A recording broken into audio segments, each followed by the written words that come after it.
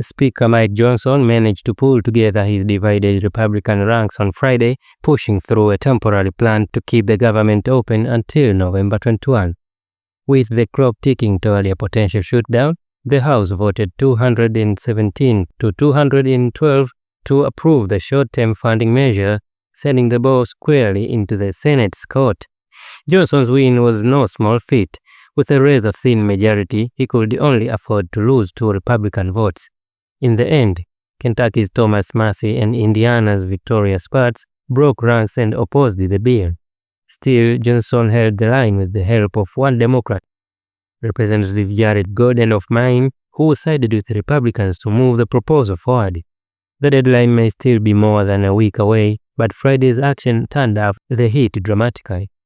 Both parties are digging in their heels, accusing the other of playing games with the nation's finances. Neither side has shown any sign of backing down, and now both chambers of Congress face the prospect of heading into races without a clear path to avoid a shutdown. Republicans have a strategy in mind. House Majority Leader Steve Scalise revealed that party leaders have considered adjourning until October 1 if their measures passed.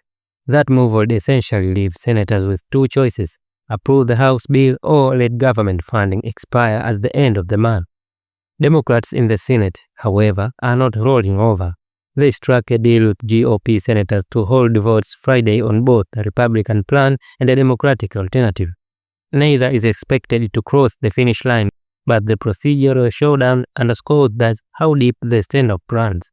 Looking ahead, Senate GOP leader John Thune told reporters that he plans to bring the Republican proposal back to the floor closer to the September 30 deadline. The maneuver is meant to force Democrats into a corner, either accept the GOP's terms or take the political blame for a shutdown. So what exactly is in the House Republicans' bill? They argue it is straightforward, clean, continuing resolution, or CR, free from policy riders except for modest increase in security funding.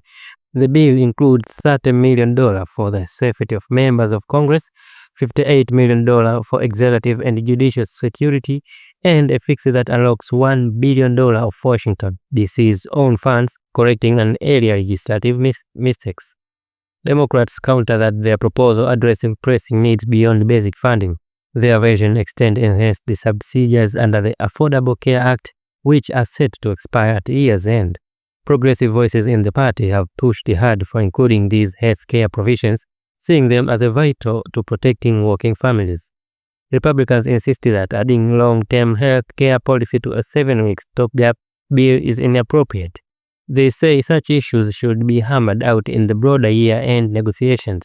For Democrats, though, this fight is about showing resolve against President Donald Trump and the Republican majority.